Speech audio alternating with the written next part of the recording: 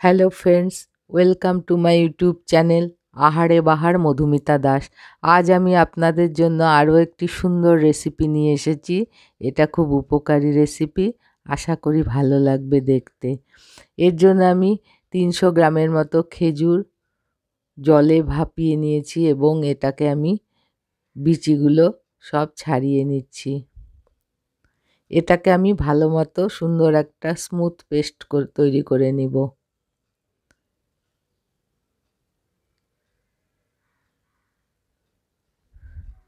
Paste করার জন্য এটাকে আমি মিক্সার গ্রাইন্ডারে দিব এবং সুন্দর একটি পেস্ট তৈরি করে নেব। পেস্ট আমার তৈরি হয়ে গেল। এবার এটাকে সাইডে রেখে আমলকি 1 কেজির মতো আমলকি আমি এরকম সেই নিচে কড়াইয়ের মধ্যে গরম জল দিয়েছি, ওপরে একটা ফুটো ছাঁকনি দেওয়া থাল দিয়ে তার উপর ভাপিয়ে নিলাম এবং ওটাকেও আমি পেস্ট করে নিলাম বিচি ছাড়িয়ে। আর নিয়েছি আদার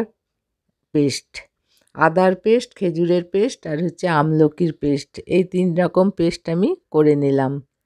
আদা আমি 200 গ্রামের মতো নিয়েছি। মৌরি নিলাম, মৌরি এবার আমি কড়াইয়ে ভেজে নিচ্ছি। মৌরি আর সর্ষা এগুলোকে আমি গুঁড়ো করে নেব।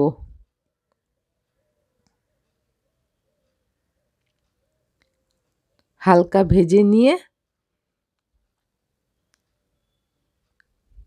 এগুলোকে আমি গুঁড়ো করে নেব। সাথে নিয়েছি গোটা 15 তেজপাতা, এটাকেও আমি গুঁড়ো করে নেব।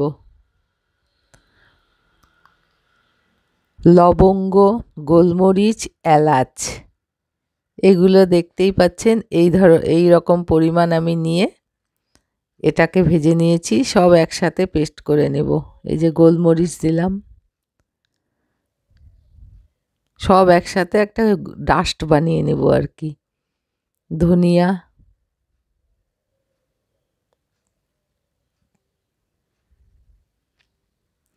এবার ওগুলোকে ডাস্ট বানিয়ে নিয়ে রেখেছি। কড়াইয়ের মধ্যে ঘি দিলাম,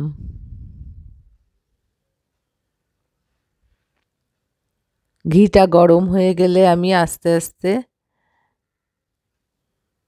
আমলকি,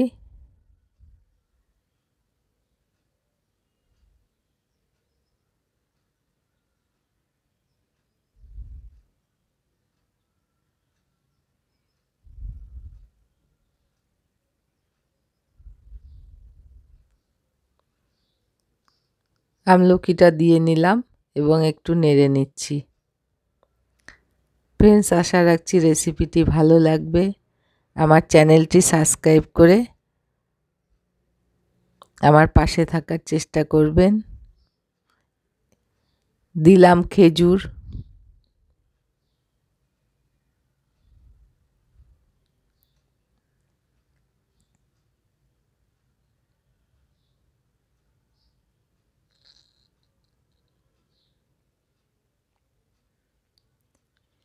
এবং খুব যত্ন করে নেড়ে যেতে হবে, অনেকক্ষণ ধরে নাড়তে হবে।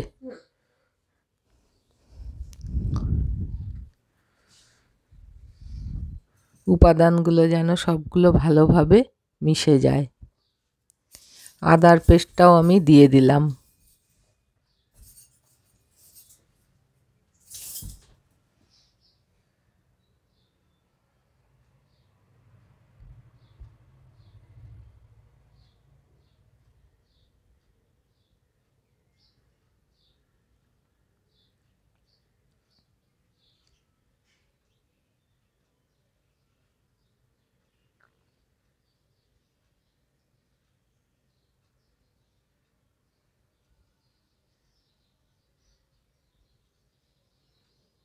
লবণ দিলাম আন্দাজ মতো, বিট লবণ দিলাম। সবগুলোই উপকারী জিনিস, কাজেই জ্বর, সর্দি, কাশি এই সমস্ত সময় এটা খেলে পরে খুবই ভালো হয়। আর চবনপ্রাশ তো আমাদের ভালোই লাগে খেতে। এবার এগুলো যে আমি ডাস্ট করে নিয়েছি,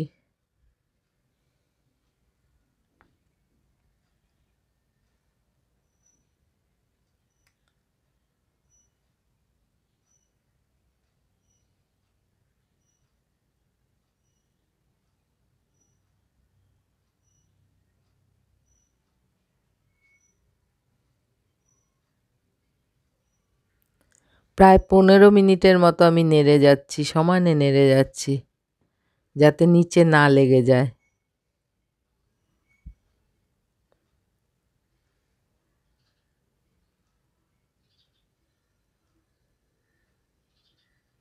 এবং এই কাজটা খুব যত্ন করে করতে হবে, তাইলেই চ্যবনপ্রাশটা খুব ভালো হবে। তেঁতুল 100 গ্রাম তেঁতুলের পাল্প আমি জলের মধ্যে গুলিয়ে রেখেছিলাম, ভিজিয়ে রেখেছিলাম, সেটা থেকে পাল্প বার করে আমি এর মধ্যে দিয়ে দিলাম।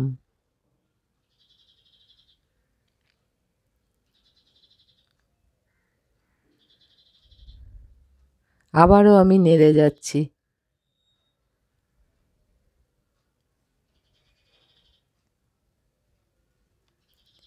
এবার যে গুঁড়ো মশলাটা বানালাম আমি, সেই মশলাটা আমি দিয়ে দিলাম।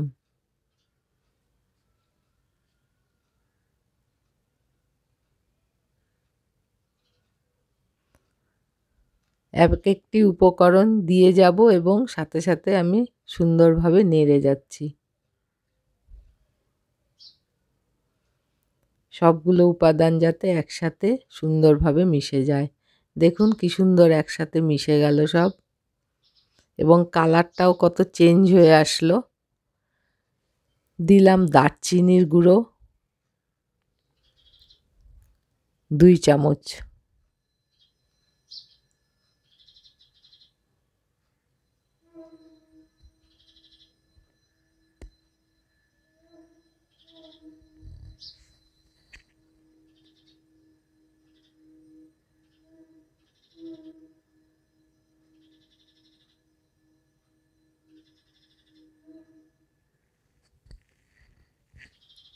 এবারে আমি গুড় দিলাম।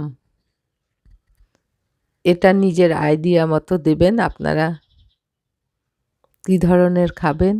আমি আমার আইডিয়া মতো দিয়েছি। 400 গ্রামের মতো গুড় আমি এখানে দিয়ে দিয়েছি। সাথে অল্প চিনি দিয়েছি।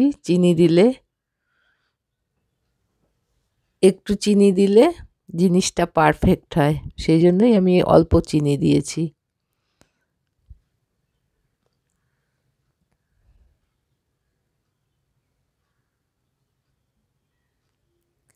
সামান্য একটু লঙ্কার গুঁড়ো দিলাম। এটা ঝালও হবে না, কিছু না, কিন্তু স্বাদটা একটু বাড়াবে, সেই জন্য আমি লঙ্কার গুঁড়ো অল্প একটু দিলাম। 6-7 মিনিট ধরে অনবরত নেড়ে যাব এবার, যাতে নিচে একদমই না লাগে। আর এই সময় আমি গ্যাসের আঁচ মিডিয়াম টু লোতে দিচ্ছি বারবার।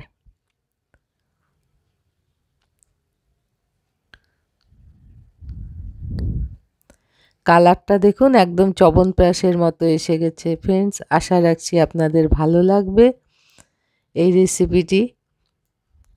ভালো লাগলে এই ধরনের রেসিপি আমার চ্যানেলে অনেক পাবেন। আচারের রেসিপি পাবেন, সস তৈরির রেসিপি পাবেন,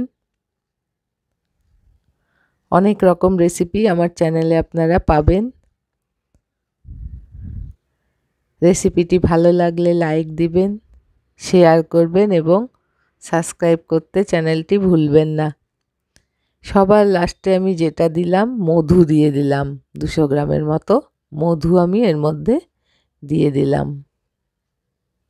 এবার দেখুন চ্যবনপ্রাশের কালারটা একদম, এবং স্বাদ খেতে দুর্দান্ত হয়েছিল, একদম দোকানের মতোই হয়ে গেছে। এইভাবে আমি চ্যবনপ্রাশ বানিয়ে ফেললাম।